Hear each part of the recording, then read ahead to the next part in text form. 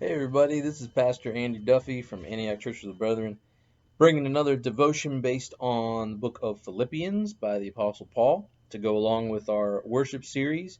I've been doing some little extra bits of wisdom and insight that don't quite make it into our worship services as much as I would have maybe liked ideally. Today, I want to continue to look at a passage from chapter 1 of Philippians, specifically verses 18 through 20. This is a section where Paul has already stated that he is imprisoned because of his proclamation of the gospel of Jesus Christ, but he doesn't see this as a negative. He goes on to say that he will be rejoicing because of his suffering, because his chains have put him in the spotlight, which means that Jesus is now in the spotlight. Even though he's suffering in body for it, he knows that it's serving the cause. So then Paul says this, "For I know that through your prayers and God's provision of the Spirit of Jesus Christ, what has happened to me will turn out for my deliverance. I eagerly expect and hope that I will in no way be ashamed, but will have sufficient courage, so that now, as always, Christ will be exalted in my body, whether by life or death." Now, I want to take that apart a little bit. So, Paul has this faith, what he says, that he will be delivered.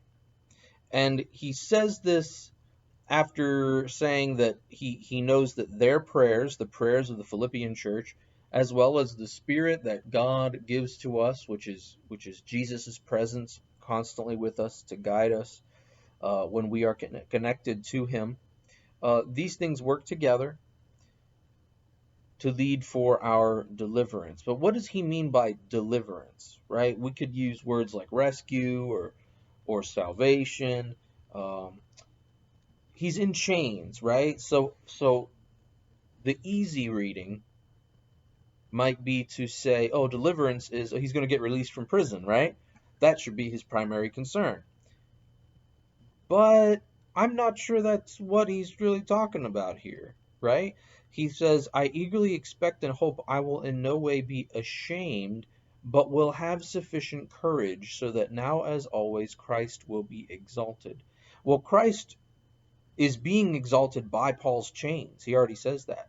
That is Paul's primary concern, is not his own safety, but that Christ would get the attention, right? That Christ would get the glory, that good will be done.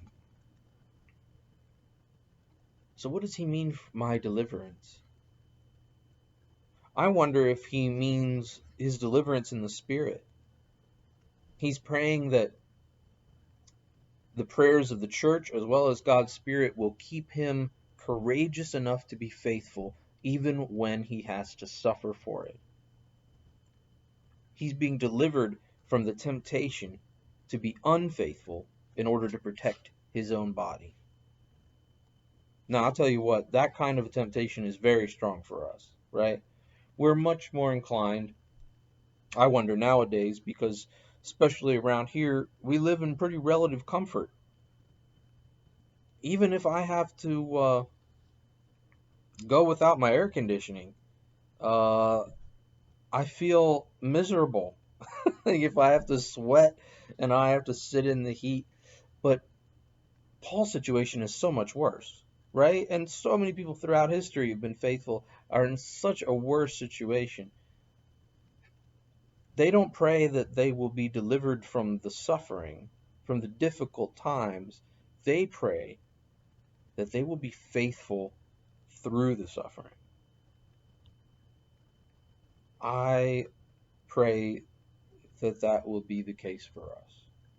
That whatever we have to face, we will be first and foremost faithful and courageous. That we will put Jesus and his message of love for all people before our own safety and security. Something to think about today.